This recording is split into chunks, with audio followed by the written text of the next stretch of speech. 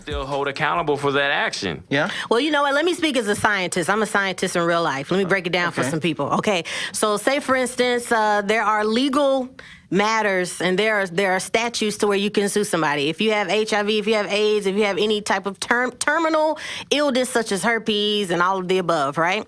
If you know that you have it, okay, and you're being intimate with someone, yes, it is their other person's decision to protect themselves and to protect themselves. But legally, I can sue you because you did know that you have it. We're just giving hypotheticals here, okay? We did know that you have it, that you had it, and you spread it, okay? So in this case, that let's just say hypothetically, Usher allegedly has herpes. Oh, there's court documents. Yeah. Okay. Yeah. I'm reading the court documents. So if he has it legally, I can sue you. Are you responsible to protect yourself? Yeah, but legally, these women do have the rights to sue. Yeah, when you knowingly spray this shit, bro. Y'all, I consider you a fucking terrorist, to be honest. And how? Because imagine, NaNa. Imagine, okay, there was this thought out here who was actually this really happened. Yeah. Like a year ago, there was a woman. I don't know if it was in Dallas. I can't remember, but she was knowingly. She was a escort, some shit. She was knowingly giving niggas HIV. Yeah, it was like in the 30s or so. Legally, if you know that you have it and you're spreading it. And let's just say, for those of you that who are confused and be like, hey, these women could have contracted the herpes somewhere else. Scientifically, you can't compare the strains and tell where it came from. So here's what I'm saying. And I'm sorry to cut you off, but are those people victims? Would you consider those people victims? Hell yeah. Because it's just like they're also opportunists as well. So regardless,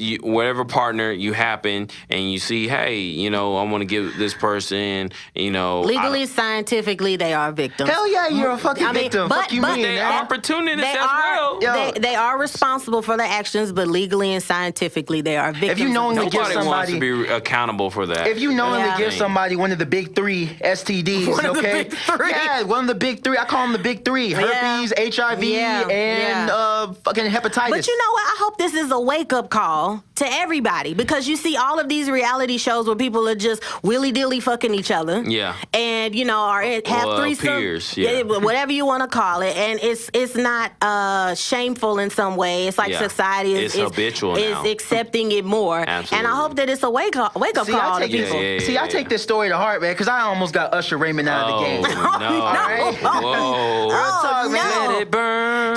No. For real. First of all, I want to know, how do you know this? I will break it down. Okay, now, please do. Last episode. Please do. Last episode, you might recall me saying that I had some stories about, and I wasn't going to say the campus name, because I knew I was going to talk about this one day. Oh, dang it. Oh, wow. Hey, it's there? Hey. Let's talk about it. But, I'm going to break it down, just okay? Tell a friend's story. How about that? Tell a friend's story. This is my story. Okay. This happened to me. I had a herpes scare. Okay. Let me explain. First of all, this happened back when I was 20. Okay. I transferred to this new campus. Now, I got to put y'all on the mindset that I was in back then, all right? Back then, I was 20. I just got out of a serious relationship with this island girl from St. Kitts. Naughty, yeah. Hey. Okay, yeah, she was about, I think I remember she was bad. Hey, one chick, what happened? She was several years older. She was several years older than me. Man. But, back... What's her IG? I'm about to follow her again. I don't follow her. Remember, he said he had a scare. Listen to the code. But no, that wasn't her. That wasn't her. Okay.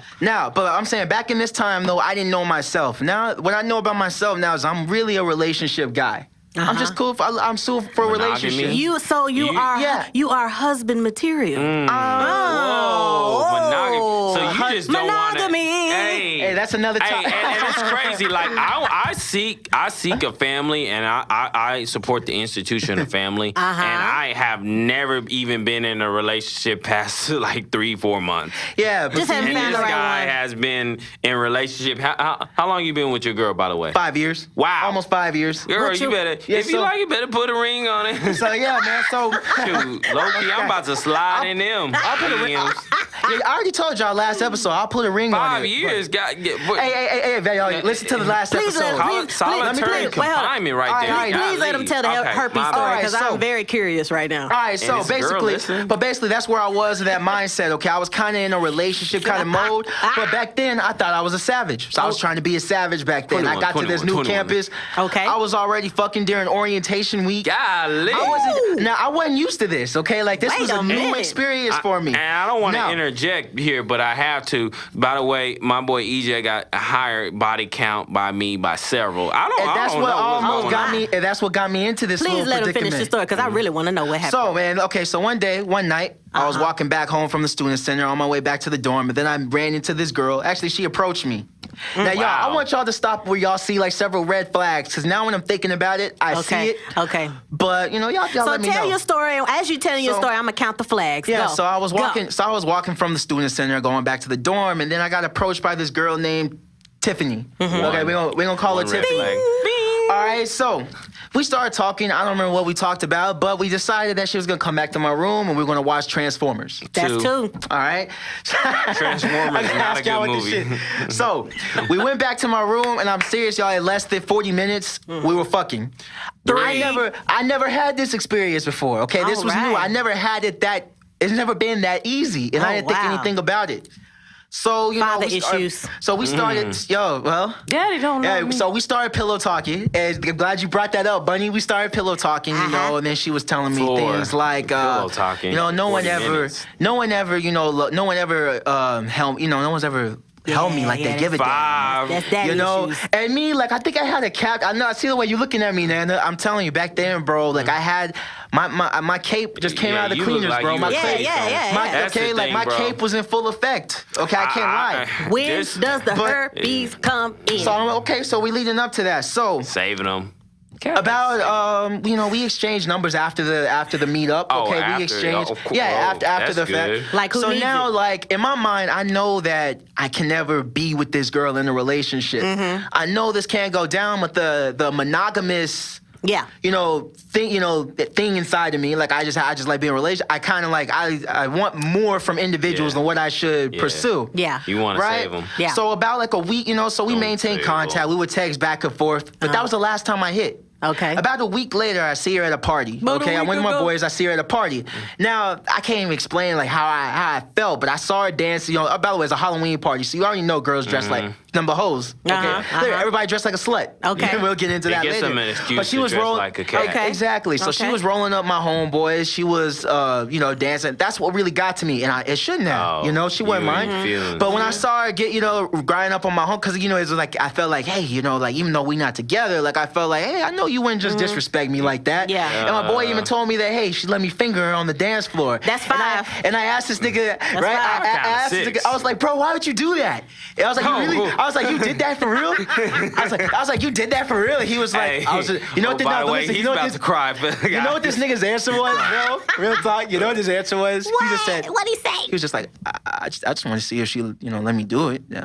Like, to him, that made sense. Like, he was just like, just wanted to see if she let me do it. Okay, so. Now, that was a big red flag, but you know what? Okay. For some reason, where I should have backed off, that made me want to pursue more. Yeah, protect her. Not protect her. Yeah. I think it was more so of like a pride thing. Yeah, competition. Like, I wanted Challenge accepted. Exactly. I'm waiting on the herpes. Yeah, we getting there. So now, fast forward about like a week later. Again, we've been texting on and off. Another week. Yeah.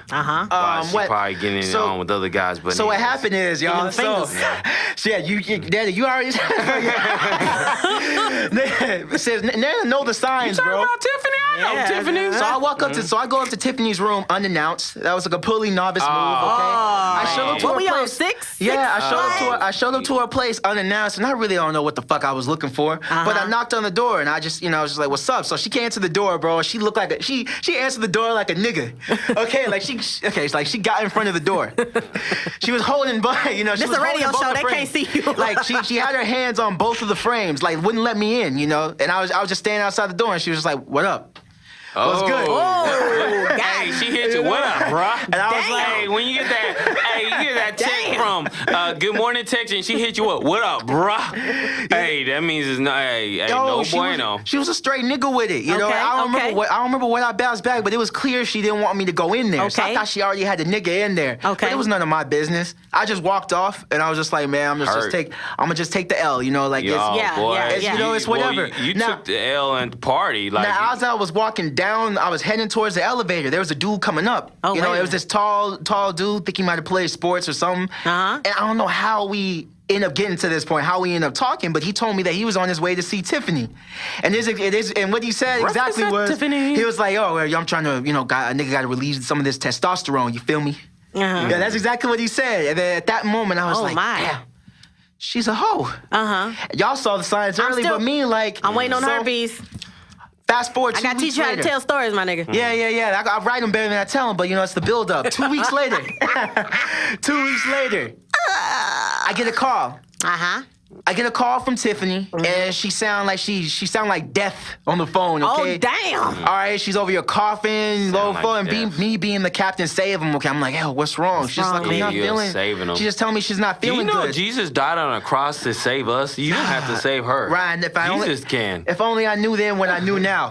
Golly. So I go to her place to see her, man, and she has like a high fever, like she's fucked up. Why are you going, first of all, I'm sorry to interject. You went to her house unannounced, okay? I did. And then she hold the door and said, what up, bruh? Yep. Okay. Like it was with a trap cold house. shoulder and said, what do you want? All right, so she got the Walking Dead fever. What happened after that? So, like, to answer what you said, Nana, I'll tell you what. I thought I was being a nice guy.